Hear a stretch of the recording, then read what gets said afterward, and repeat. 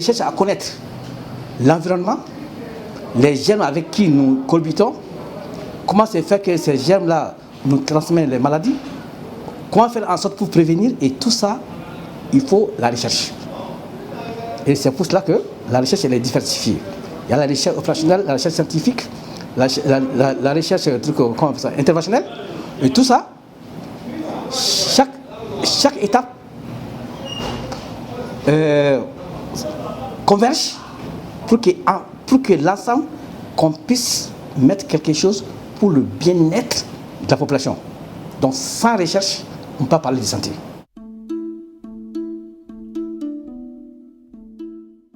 Le goulot d'étranglement au niveau de la recherche dans les pays en voie de développement, et plus particulièrement dans notre pays, c'est les ressources financières. C'est que les ressources qui sont destinées pour la recherche sont insuffisantes pour pouvoir faire vraiment de la recherche proprement dite. Ça nous permet de faire des recherches opérationnelles de quelques protocoles, mais ça ne permet pas de faire la recherche. Je donne un exemple. Ma structure, qui est une agence nationale de technologique, qui est une structure de recherche, je vous dis que sur la ligne, il n'y a pas de ligne recherche à zéro. Et on avait essayé de planifier ça pour que nous puissions prendre sur les ressources propres, mais malheureusement, nous avons des difficultés de mobilisation de ressources. Parce que je suis dans un domaine où c'est la transparence. Nous parlons de transparence, mais notre vécu socio-culturel fait que tout ce qui va dans la transparence, la traçabilité, on n'est pas encore prêt à y adhérer. Donc ça fait un goulot d'étranglement par rapport à ce qu'on puisse mobiliser des ressources pour pouvoir faire de la recherche proprement dite. Mais malgré ça, on s'inscrit par-ci par-là par rapport au projet pour pouvoir faire évaluer malgré bon gré par rapport à ce qu'on doit faire.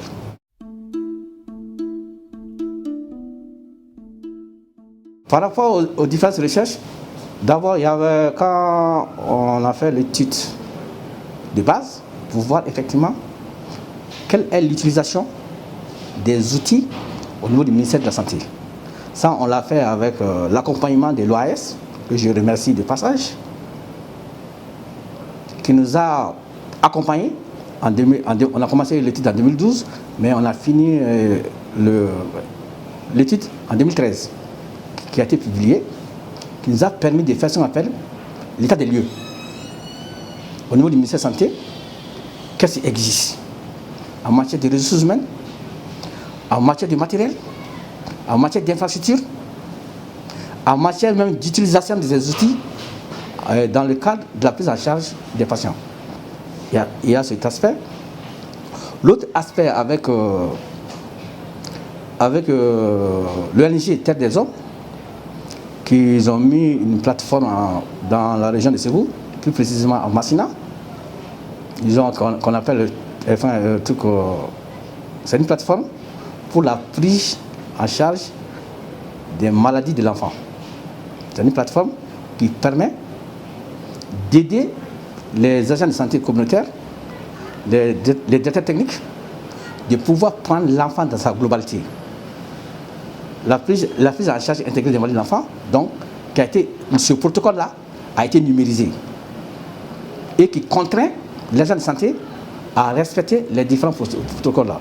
Donc, on a eu à faire cette évaluation pour voir effectivement comment on peut l'améliorer.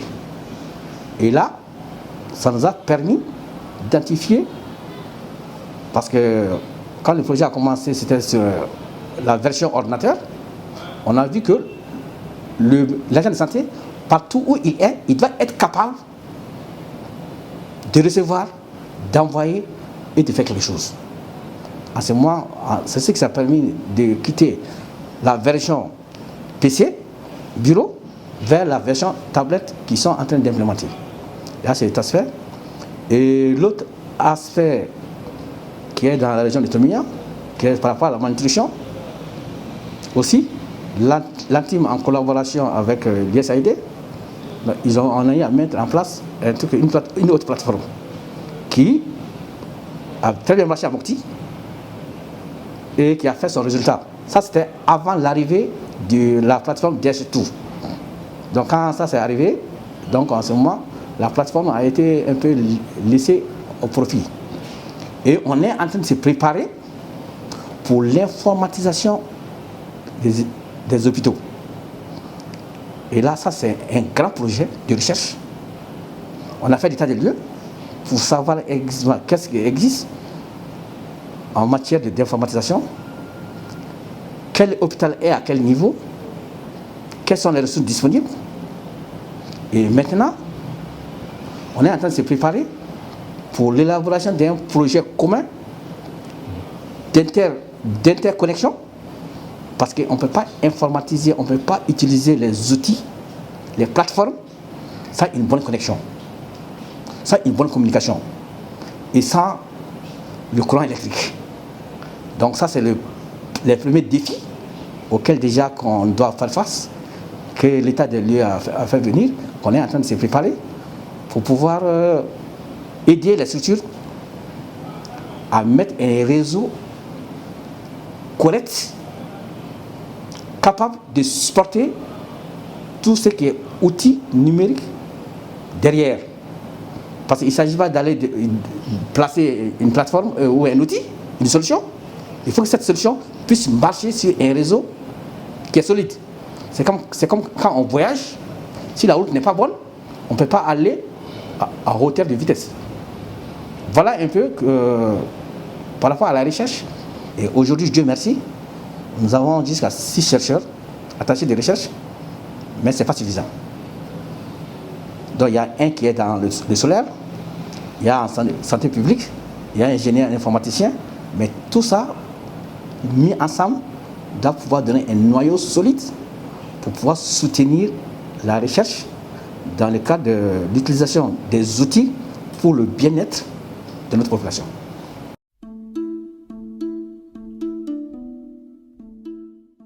Aujourd'hui, on ne peut pas faire de la recherche sans financement, ce n'est pas possible. Et il ne s'agit pas de mettre quelques milliers de francs pour dire qu'on fait de la recherche. Il faut y croire, il faut investir pour faire ce qu'on appelle le retour à l'investissement. Parce que quand on investit gros et qu'on arrive à mettre des solutions, à mettre des stratégies et que la population, on arrive à prévenir les maladies, on gagne en temps, en ressources et en matériel. Au lieu de courir derrière à soigner, donc en ce moment, si les gens sont en bonne santé, ça permet de booster le développement humain dont on parle.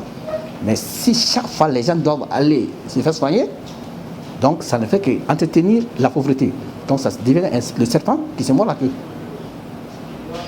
Mais malheureusement, certains n'ont pas compris que sans ressources financières, il n'y a pas de recherche. Il ne s'agit pas de financer un truc de protocole, mais il s'agit de financer et d'inciter la recherche pour que les gens puissent s'aventurer. Parce qu'aujourd'hui au Mali, nous avons la chance d'avoir les ressources qu'il faut. Nous avons la chance d'avoir les ressources humaines qui ont foi, qui sont dévouées à la recherche. Mais seulement le fait qu'il n'y a pas de mobilisation, il n'y a pas de financement à hauteur de souhait, c'est qui font que les plus persistants essaient d'aller ailleurs pour pouvoir faire évoluer l'air. D'autres, on gère les petits projets passés par là comme nous faisons et avec les partenaires en fonction. Et chaque fois quand il doit être financé par un partenaire, c'est que les gens ne savent pas, vous êtes tenu d'aller vers l'idéologie de celui qui doit financer.